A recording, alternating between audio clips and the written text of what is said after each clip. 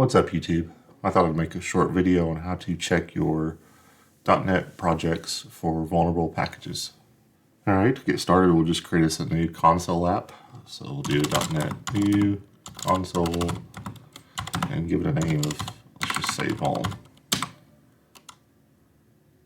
We'll cd into the vuln directory where we can now see we have our .NET project.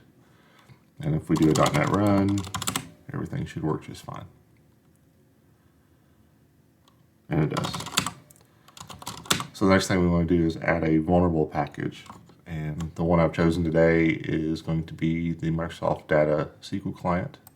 So I'm going to copy this. And we're going to install the vulnerable version. So we'll just go with .2.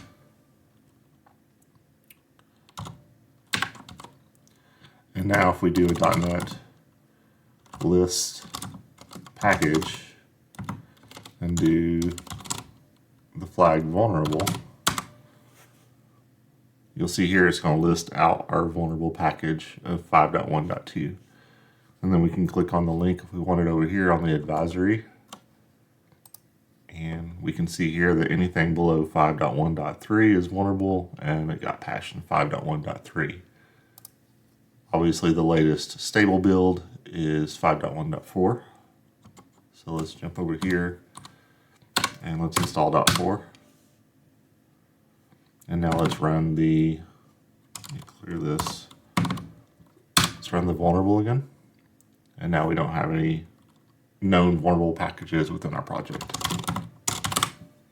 Thanks.